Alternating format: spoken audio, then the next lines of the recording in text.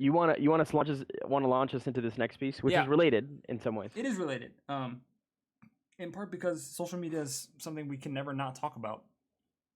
For those of you who troll Yes. Twitter, which is where I exist pretty much only, I realized that I could do without every other social media. I don't need them. I don't use them actively in the ways that other people do. It didn't she give? No, that's cap. Yeah, yeah, that's not it. No, she sold people her bathwater, and that became like an internet meme. A whole fiasco. Yeah, which is crazy because we didn't. Well, I'm not gonna go down that rabbit hole. Nope. She sold people her bathwater. Yeah.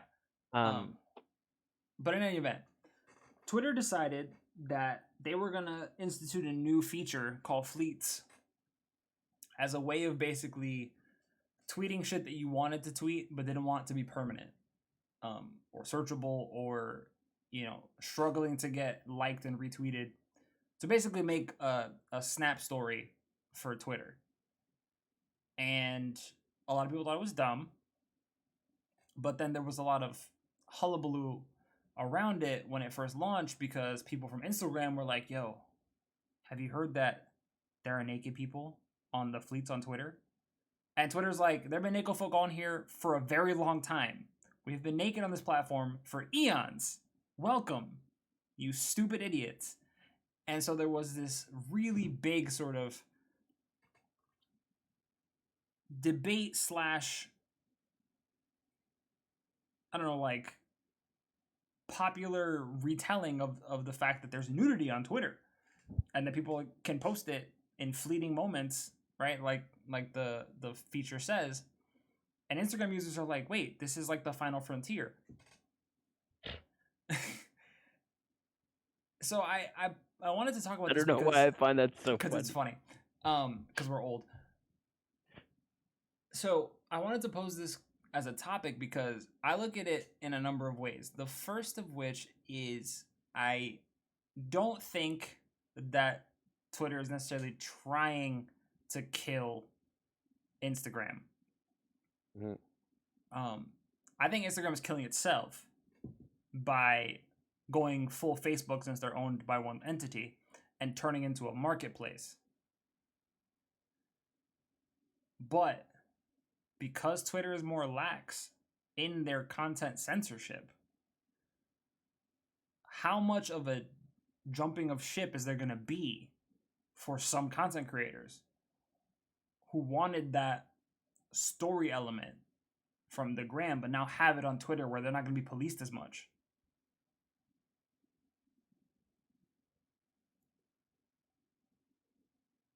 So I buy it, Mothman. I think I buy that there will be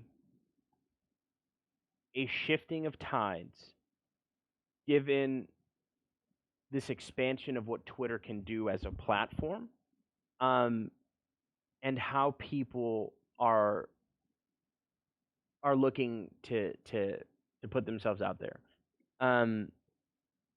The internet is porn, right? That's been like your I think biggest theoretical contribution. That is my dissertation. Nobody steal it. I'm so fucking pumped to prove this to the world. The internet is porn. Be that as it may, I also like my sense from like my students, for example, that range from 15 to 18, is largely that they're not on Twitter. That Twitter being, at least, I think, at least understood primarily as like a text-based interface, like right, it's a microblogging platform. I think that that's like not at all interesting to some of like my students. I don't know any student who has a Twitter account. Now, obviously, like I don't follow my students on social media, so I could be totally underestimating. But maybe this will turn the tide, in a moment where Twitter is adding features that I think are in more resonance with them, who weren't coming to things like Twitter by way of other platforms like say Tumblr, for example, that had a bigger emphasis on text in a way that like Snap doesn't, and IG doesn't either. So bro, I really don't know. Lily says that they do have them, they just don't tell people. And I don't know what you were asking Hal about, Lily, but if you want to pose the question, I'll happy to poke at it. So the reason that I think that this is interesting is because you remember like when Facebook was all we had. You had Facebook and you had MySpace, and we used Facebook for everything for a long time. Mm-hmm. But now Facebook is the land of the geriatric. Like it's not for young folk. I don't know if you are a lapsed Catholic as I am, as I like to joke now that I've been watching a lot of Evil. But the first scripture of my dissertation goes as follows: in the beginning there was porn, and the internet was porn. Porn was the internet in the beginning. The reason I say this is because if you think not that hard about how the internet works, oh, you're a Jew, then I'm marrying a Jew.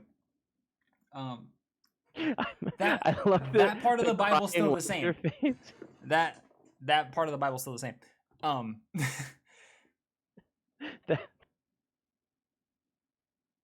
Here's the thing. Porn in scripture. Or the Torah in the Bible.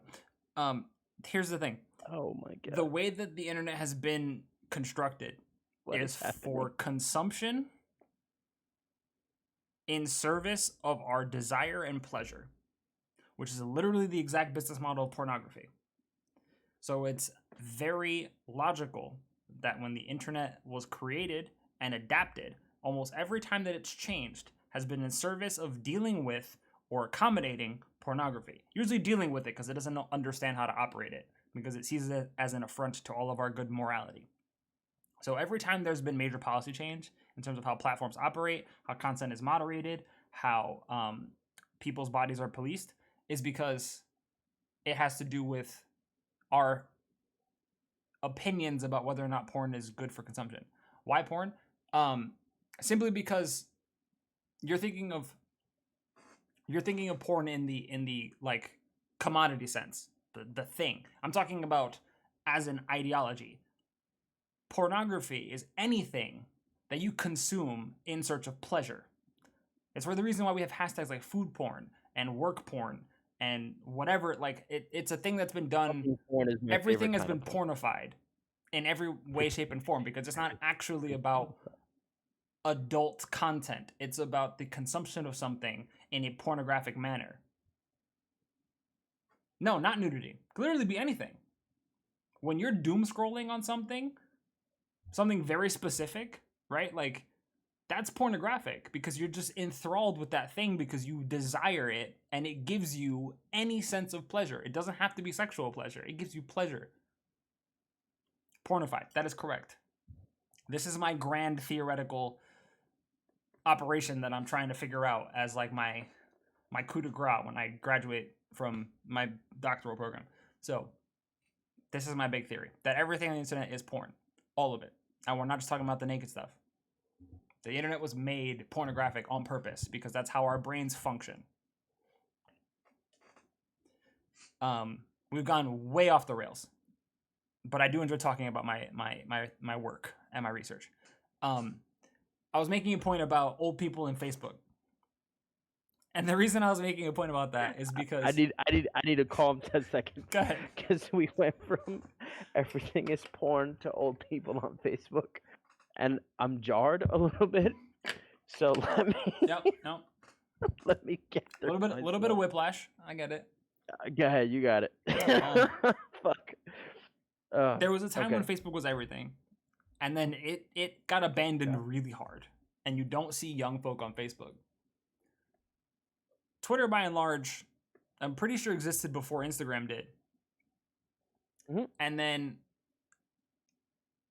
Instagram became like the spot where all young folk hang out. And I say young, I just mean anybody who's culturally relevant, right? Who's not struggling to operate, who's not struggling to operate a phone or a computer or like is at least moderately tech savvy. What the thing about it is that Twitter has every feature that Facebook and Instagram have used successfully in a package that's not subjected to the whims of the corporation that is Facebook and all of its like sort of explicit content moderation, monetization practices. They don't do the same things that they do, right? Like when we were using Facebook, the big thing was updating your status all the time. You updated your status like every hour on the hour, if not more often. That's literally what a tweet is. It's just a stream of consciousness. They took that model and ran with it, right? Instagram's all about uploading photos, or at least it was first. Twitter, you can post photos that you want without a caption, without a tweet. You can just put a picture up if you want to. You don't have to put anything on it, right? People put captions on stuff still. Hashtagging is a universal. Videos, totally allowed on Facebook, on Twitter. Now Twitter was like, oh, people really like this Snapchat model that Instagram took and made a little bit more interesting and fun because it's integrated with the app. They did the same shit and marketed as a like, oh, your drafts are spicy, but you don't want them to be public tweets. Just post them in this instead. It's the same thing.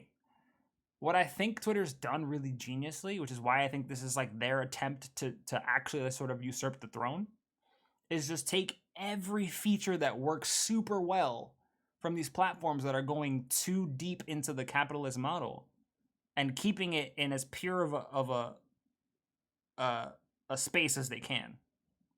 Taking just the elements that they need and saying like, here, look, we'll let you run pretty amok unless you're the president, and then we're gonna have to cut you off.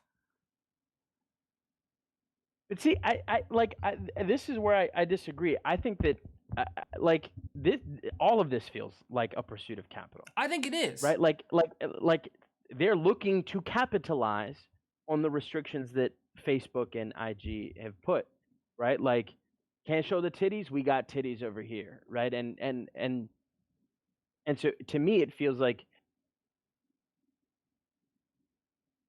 I think we're meant to see it as Twitter being like one of the final bastions of freedom in like the conventional internet, 1000%. But it's like totally a cash grab. Let me be clear. I don't think that Twitter is innocent of anything, that they haven't done many an injustice in the ways that they've actually still policed their platform. They've done it. They've done it, right? Yeah, like Instagram recently was like, you can now hold your titty as long as you're holding the nipple. That's now okay. Twitter's still like, yo, put your whole titty out. We don't care. Just do it. Like, it's fine. You know what's fascinating about this? Like, a breast is a three-dimensional object. Correct. Right? Which, depending on, like, your body, has different surface area. At what point did we come to a consensus that the nipple was the sole erogenous area of a boob? This is the question. Is there some kind of like porn Nicene creed that I'm unaware of? No, man. Come on. Isn't that how they made that one in Total Recall? Or did they not have to? That was paper mache back then. That's right. Another thing that I think, my students don't, a reference my students wouldn't understand. But I have serious questions about like what it is about the nipple that makes it like the sole bearer. Hitler did not make sex dolls, Lily. We've already went through this. Snopes debunked this. Hitler did not invent sex dolls. He might have manufactured some, but he did not invent them. I can't even believe I have to say that on the internet. Sometimes you got to clarify. Sometimes you have to clarify. Yeah, I would like to know at what point. I'm willing to bet there's something like really Oedipal there about why the nipple is the bearer of the erogenous value of a breast. Yeah, I have to think into it because I've read a lot about the reasons that like we've sexualized and desexualized men and women in different contexts, but I don't know what it is about the nipple per se that like we've decided is too much, right? Like that's where we draw the line because it's like a very much American Western thing because the Brits don't care. That's not where they draw the line. They draw the line at an erect penis. That's where they draw the line, right? They're like, that's too far. they've been showing full frontal nudity since they've had television. That's been their like method of madness. Us over here are like, don't you even think about it. We Unless have it's on gone HBO bushwhacking I'm just from okay. Twitter into the Here's dredge. here's the deal. Here's the deal. I agree that I think it's a cash grab. I think that part of the problem is that Facebook as a corporation has gone way too deep into actually trying to sell people products on their platforms instead of just selling the data like every other good company. And I use good in quotation marks because that's still really problematic as far as surveillance capitalism is concerned.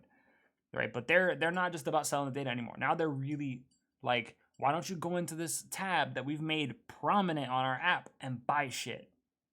Please buy stuff. Twitter does not want to do that.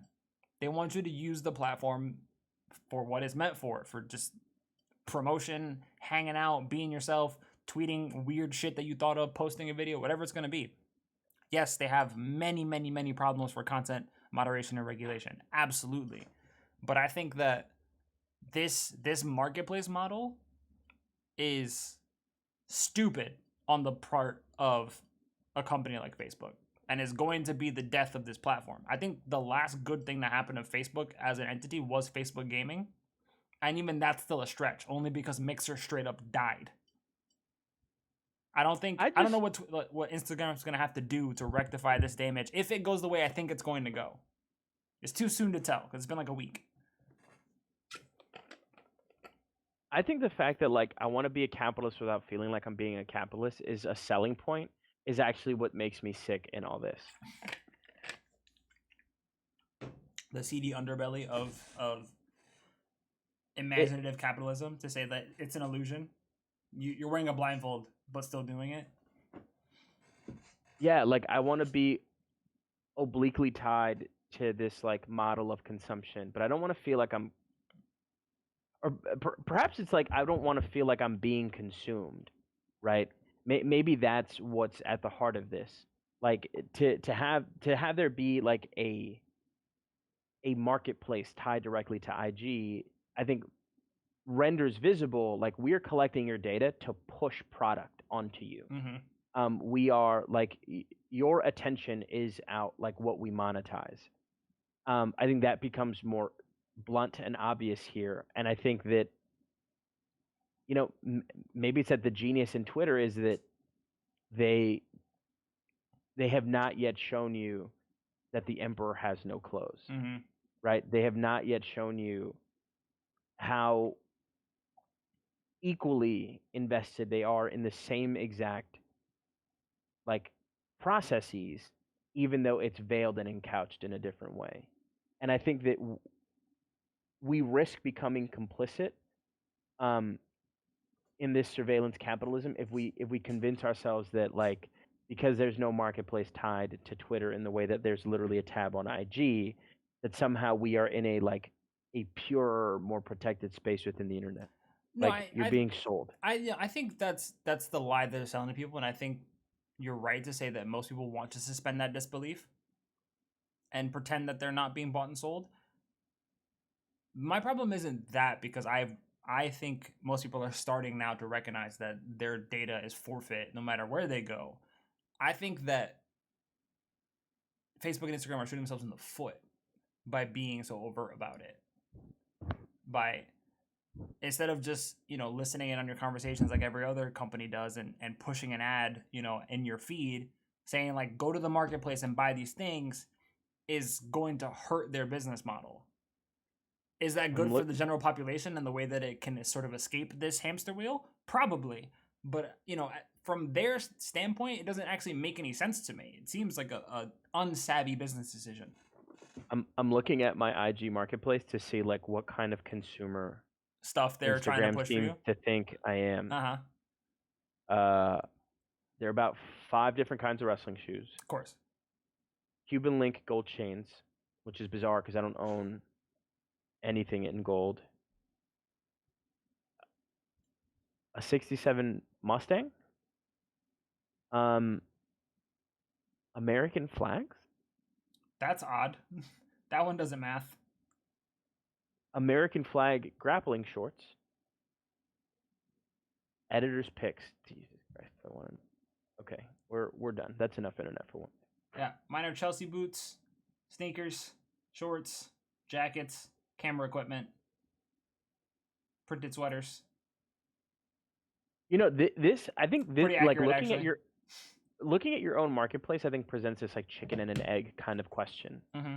right? Like, does this reflect who I am at like some more profound, dare I say, like essential level, or does that merely reflect the depth of like behavior control that I've been subject to since I became like an S tier internet user, right? And at what point does that distinction become meaningless? Mm-hmm. Right? Is there no essence to which I might appeal? I'm simply a product of internet manipulation, and that manipulation in part convinces me that this is who I am. I think that some of the folks,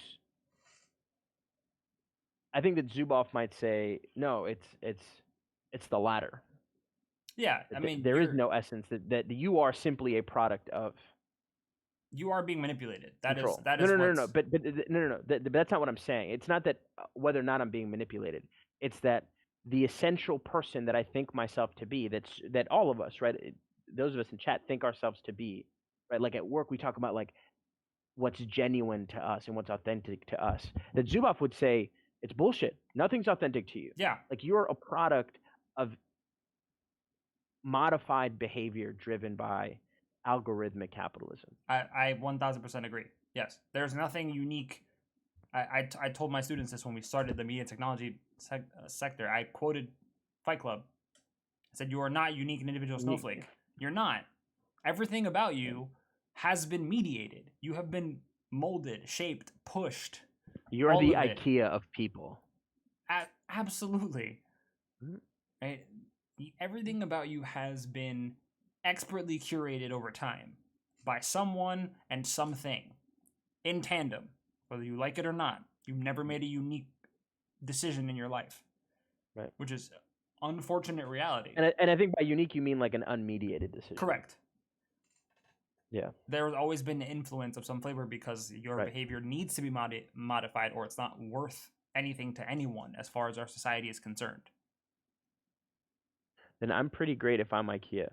I wonder how much time you've spent putting together IKEA furniture. I've spent a lot. IKEA is shit tier. Oh, I love IKEA furniture. IKEA is great for its convenience. I have like probably 6-7 pieces of IKEA furniture in the house right now. I have none. None. I don't say that with like pride. I just don't have any.